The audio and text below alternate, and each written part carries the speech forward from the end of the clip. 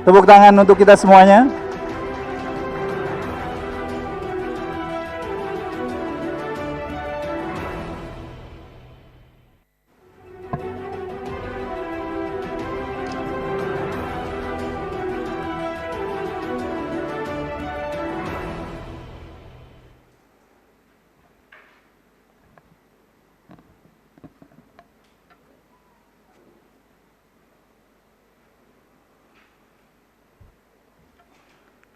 Bismillahirrahmanirrahim. Assalamualaikum warahmatullahi wabarakatuh.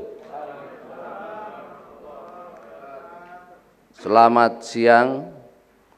Salam sejahtera bagi kita semuanya. Bismillahirrahmanirrahim. Alhamdulillah wassalatu wassalamu ala Rasulillah wa ala alihi wa ashabihi wa mawala. A'udzubillahi minasyaitonir rajim. Bismillahirrahmanirrahim. Fa idza azamta fatawakkal 'alallah. Innallaha yuhibbul mutawakkilin. Shadaqallahul azim. Yang saya hormati, yang sama-sama kita cintai, yang sama-sama kita banggakan, pimpinan Partai Keadilan Sejahtera, dalam hal ini adalah para anggota Dewan Pimpinan tingkat pusat, wabil khusus Ketua Majelis Syuro Partai Keadilan Sejahtera, yaitu Al-Habib Dr. Salim Segaf Al-Jufri. Semoga Allah Subhanahu wa Ta'ala memberikan kesehatan dan perlindungan kepada beliau sehingga bisa terus menjalankan amanahnya memimpin kita semuanya. Juga kepada Wakil Ketua Majelis Syuro Ustadz Dr. Muhammad Hidayat Nur Wahid, semoga Allah melimpahkan kesehatan kepada beliau. Dan juga pimpinan DPTP yang lain yang tidak saya sebutkan satu persatu, pimpinan TPP, tim pemenangan Pilkada tingkat pusat, Ustadz Khairul Anwar, Ustadz Muzammil, Ustadz Hermanto dan seluruh jajarannya, juga para pengurus TPP wilayah, TPP daerah, dan seluruh pengurus struktur Partai Keadilan Sejahtera dari tingkat pusat sampai tingkat ranting. Last but not least, tentu saja adalah para calon kepala daerah, wakil kepala daerah yang diusung dan didukung oleh Partai Keadilan Sejahtera yang hari ini hadir di tempat masing-masing, di kabupaten, kota, ataupun provinsi masing-masing. Alhamdulillah kita sudah melaksanakan satu prosesi penganugerahan atau penyerahan surat keputusan, baik itu dalam format partai maupun format B1 KWK yang diserahkan secara serentak di seluruh tanah air. Saya mengucapkan selamat kepada para calon kepala daerah dan calon wakil kepala daerah yang mendapatkan usungan atau dukungan dari Partai Keadilan Sejahtera. Semoga usungan dukungan ini memberikan sesuatu yang berarti buat Bapak Ibu sekalian di dalam menjalani kompetisi Pilkada serentak 2020 ini. Dan saya mengucapkan terima kasih kepada seluruh calon kepala daerah, calon wakil kepala daerah yang sudah menyatakan berminat diusung dan didukung oleh PKS, tetapi dalam kesempatan ini belum mendapatkan usungan maupun dukungan dari PKS. Kami tentu saja ingin mengusung dan mendukung semua pihak yang mengajukan dirinya untuk diusung dan didukung oleh PKS. Tetapi secara peraturan perundang-undangan itu adalah satu hal yang sangat mustahil. Tidak bisa kursi yang dimiliki oleh satu partai diberikan dukungannya kepada lebih dari satu pasangan calon. Oleh sebab itu, sekali lagi kami mengucapkan terima kasih atas atensi Bapak Ibu sekalian. Bapak Ibu sekalian, para calon kepala daerah, calon wakil kepala daerah, serta pengurus Partai Keadilan Sejahtera di seluruh Indonesia, dan juga tentu saja keluarga besar PKS yang lainnya yang hari ini menyaksikan acara rapat koordinasi pemenangan Pilkada serentak yang kita laksanakan pagi hari ini. Saya ingin menyampaikan bahwa PKS sebagai salah satu partai politik, tentu PKS memiliki tanggung jawab moral dan konstitusional untuk mensukseskan setiap kontestasi demokrasi yang dilaksanakan di negeri kita tercinta ini. PKS dengan segenap daya dan upaya serta motivasi yang tinggi akan selalu berjuang untuk ikut serta dan mensukseskan seluruh kontestasi demokrasi, termasuk Pilkada serentak 2020 ini.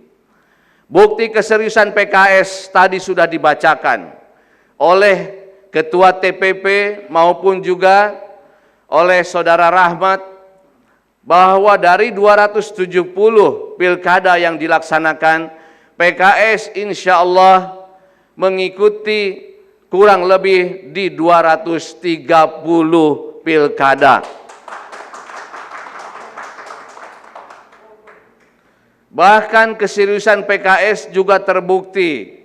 Dari 230 itu ternyata 15-nya adalah pilkada di mana PKS sesungguhnya tidak memiliki kursi.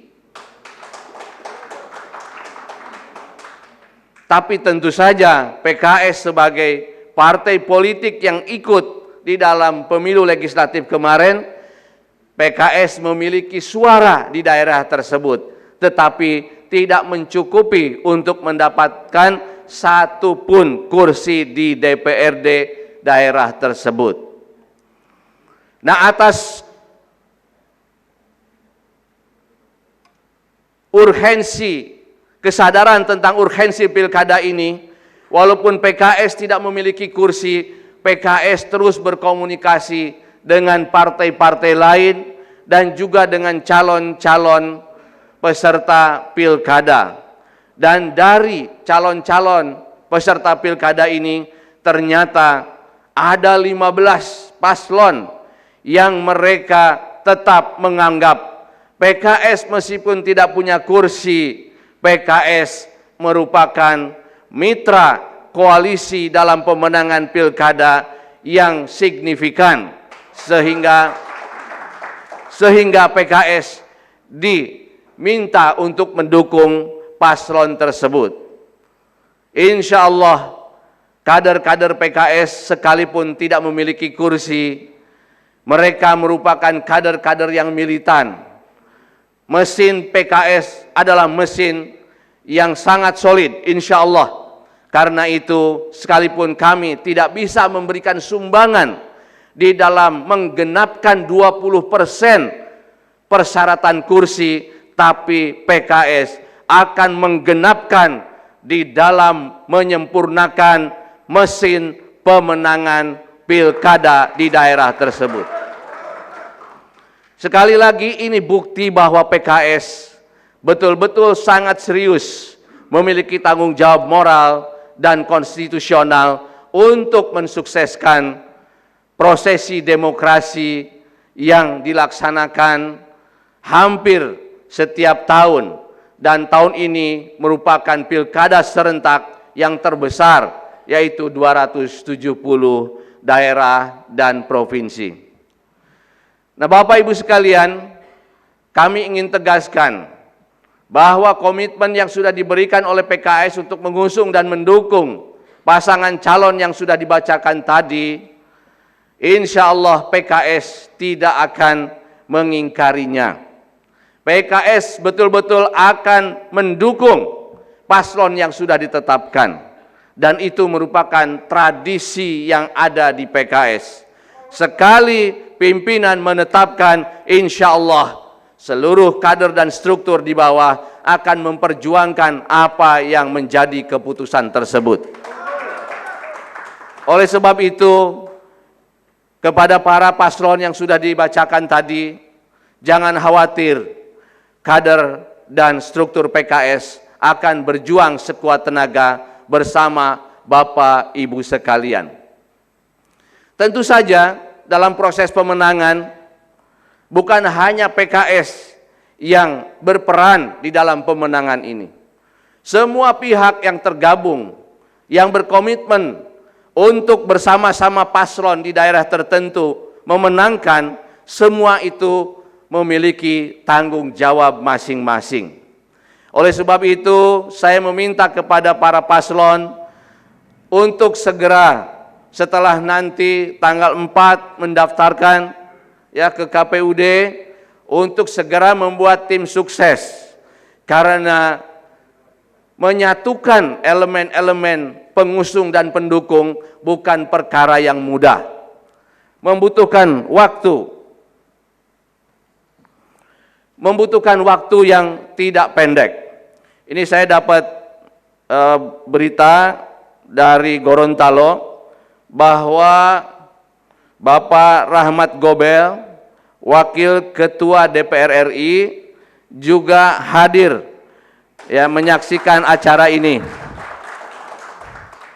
Terima kasih Pak Rahmat, ini luar biasa. Pejabat negara mengikuti acara partai politik, dalam hal ini PKS. Selamat Pak, insya Allah kita bersama-sama memenangkan pilkada yang kita usung dan kita dukung bersama. Pak Rahmat ini dari Nasdem, ya, beliau Wakil Ketua DPR RI dari Partai Nasdem. Dan alhamdulillah memang dalam pilkada kali ini kerjasama PKS dengan Nasdem ini memiliki jumlah yang cukup signifikan. Ya. Terima kasih Pak Rahmat Gobel, sebuah dukungan moral yang besar buat kami semuanya.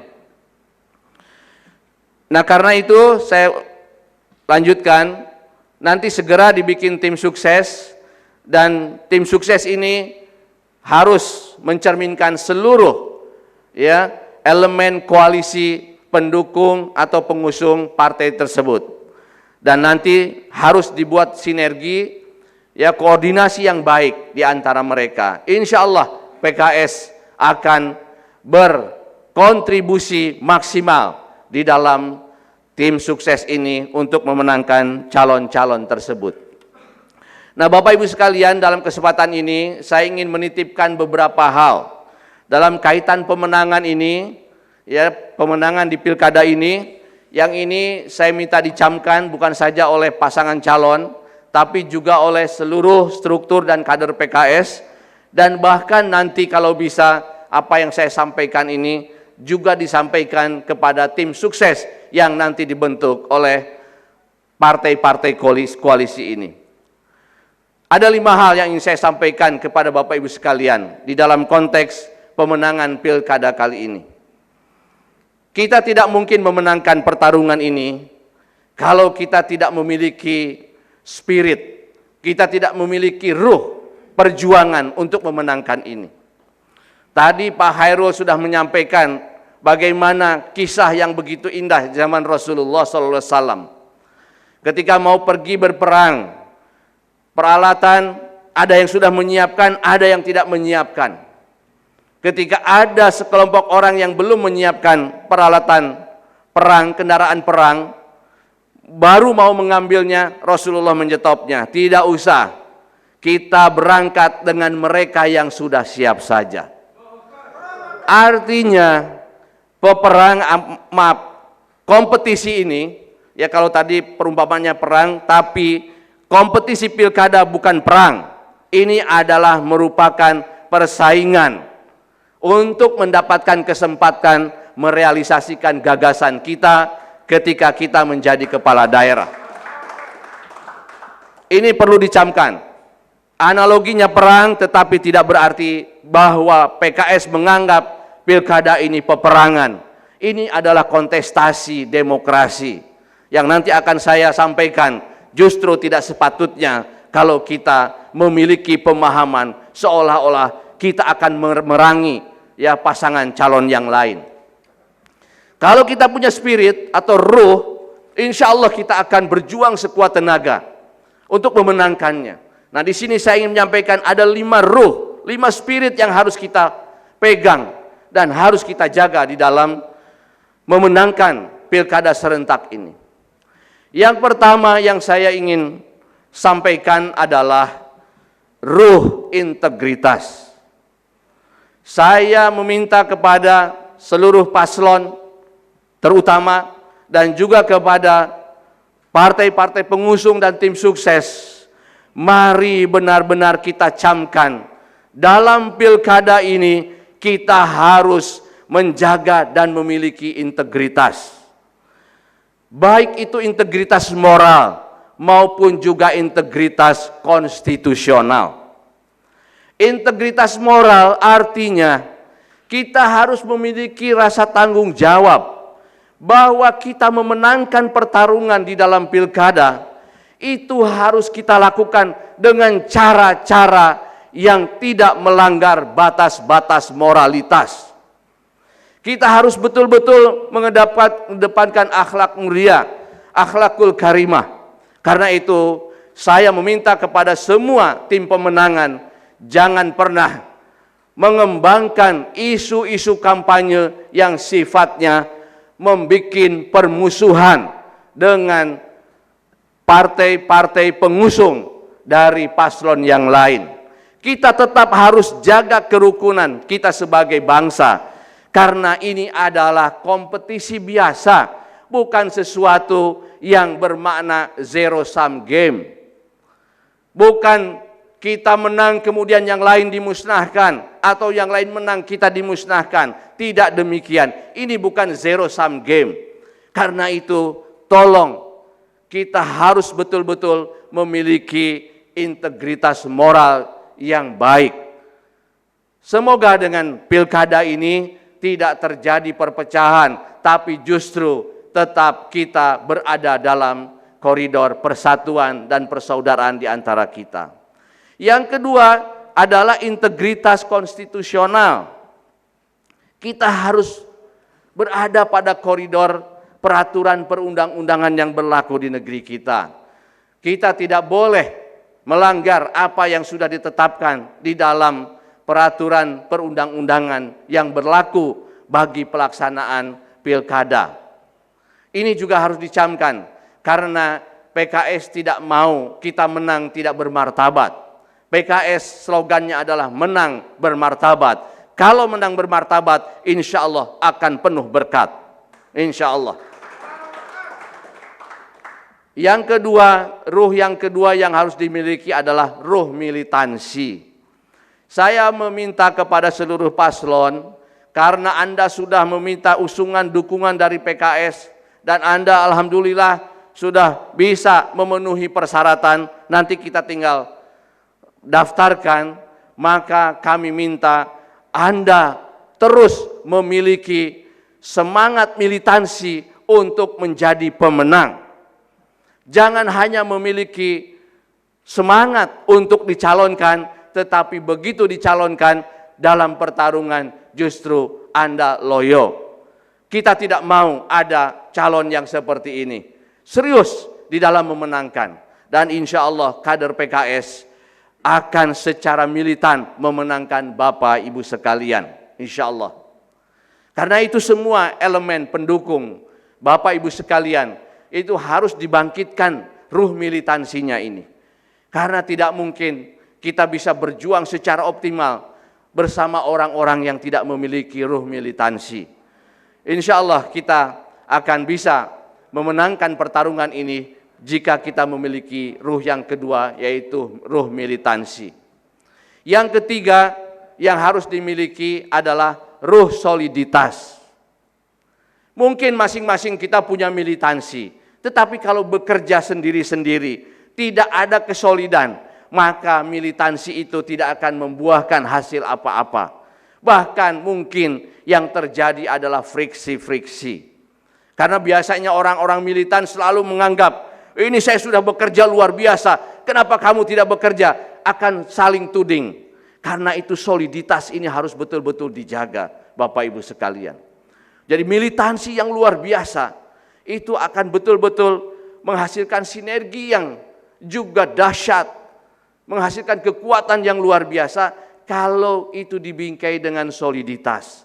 Nah, di sini saya meminta paslon harus menjadi dirijen yang betul-betul bisa mengkoordinasikan, memberdayakan seluruh elemen koalisi dengan sebaik-baiknya. Jangan terjadi friksi di antara elemen-elemen koalisi. Yang keempat adalah ruh keberpihakan, ruh afirmasi, ruh keberpihakan.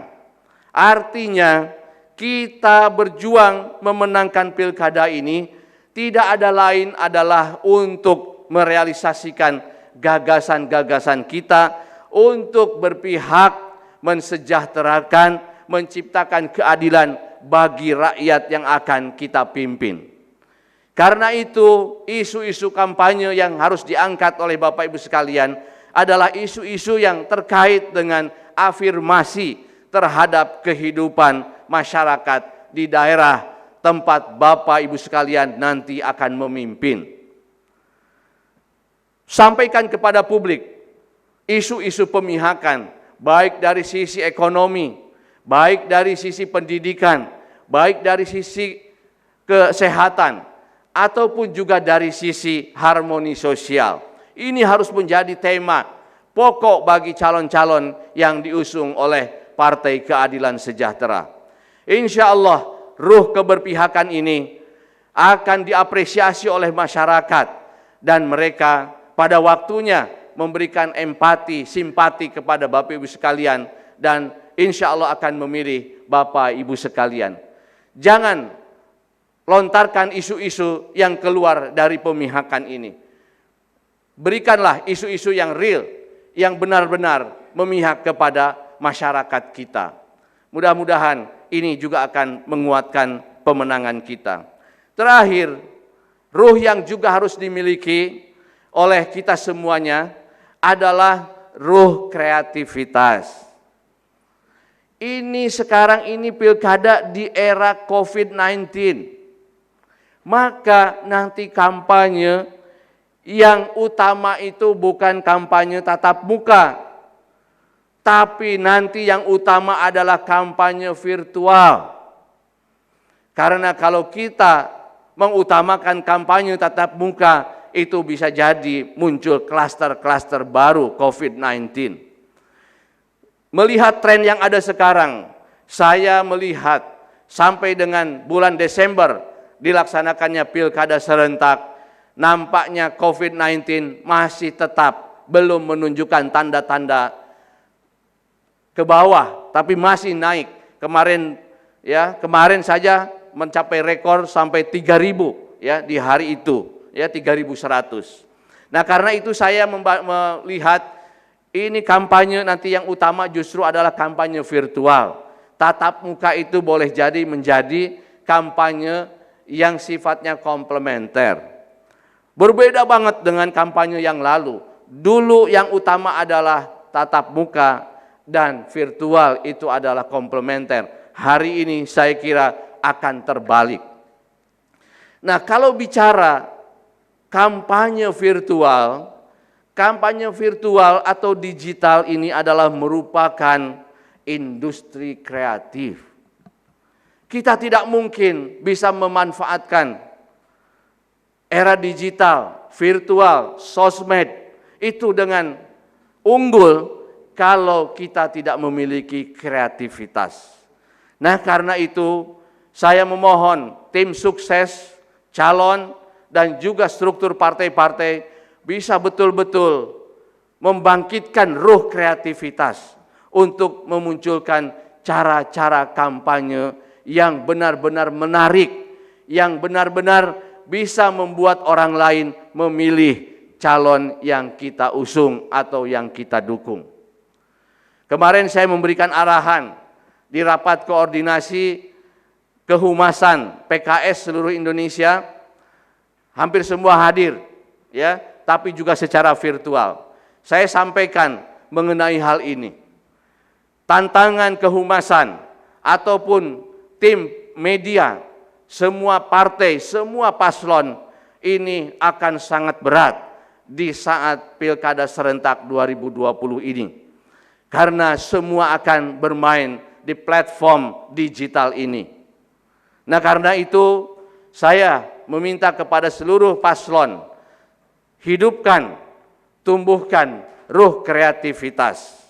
Dan ini sangat penting bagi pemenangan di era pandemik COVID-19 ini. Saya sering sampaikan juga kepada kader-kader PKS bahwa ketika kita berbicara tentang abad sekarang, maka pemilih yang akan dominan itu adalah pemilih milenial. Dan pemilih milenial adalah generasi yang sangat tidak tertarik dengan kerumunan-kerumunan offline. Mereka hidupnya itu adalah di dunia digital virtual. Nah, kalau kita ingin menang, melihat objek ataupun konstituen dari pilkada ini, maka kita juga harus mampu meraih simpati dari kelompok milenial. Ini pun sama membutuhkan adanya kreativitas. Jadi dilihat dari konstituen besar, yaitu kelompok milenial, maupun dilihat dari situasi di mana COVID-19 ini sedang terjadi, sehingga digital menjadi sarana utama, maka kreativitas itu menjadi hal yang mutlak di Pilkada 2020 ini. Karena itu Bapak Ibu sekalian, saya meminta kepada para paslon, rekrutlah mereka-mereka yang memiliki talenta yang baik di dalam mengembangkan platform-platform digital. Dan itu umumnya adalah generasi-generasi milenial. PKS sangat komitmen untuk melibatkan generasi-generasi muda, generasi milenial untuk terlibat di dalam proses-proses demokrasi. Kita menginginkan paslon-paslon yang diusung oleh PKS, nanti tim sesnya jangan didominasi oleh kelompok kolonial. Tapi saya meminta justru di dalamnya harus mencerminkan peran-peran signifikan dari kelompok milenial.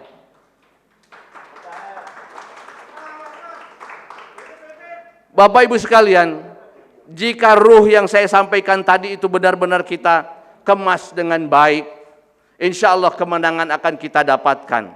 Tetapi sebelum kemenangan itu didapatkan, juga prosesi demokrasi kita akan di satu sisi terlihat ini adalah demokrasi yang berkualitas, tapi juga ini akan menjadi demokrasi yang tidak menimbulkan permusuhan-permusuhan.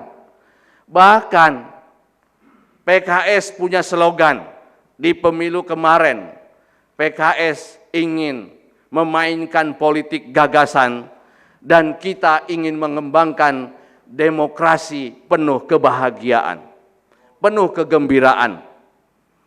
Jadi 5 ruh yang saya sampaikan ini kalau dikemas secara baik Bapak Ibu sekalian, insya Allah politik kita akan menjadi politik yang berkualitas, politik gagasan. Tapi di sisi lain juga demokrasinya tidak menimbulkan permusuhan, tetapi demokrasi yang penuh dengan kegembiraan.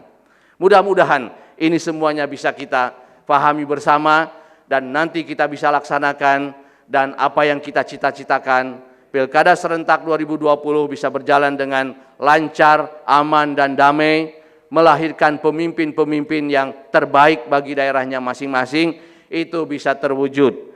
Dan kita berharap Indonesia secara keseluruhan juga pada waktunya akan mendapatkan kepemimpinan yang sama, kepemimpinan yang berkualitas, kepemimpinan yang berintegritas, yang visioner, yang mampu berpikir strategis di saat-saat ada pandemi, dan bisa menyelesaikan persoalan-persoalan yang memang bertubi-tubi datang kepada bangsa ini.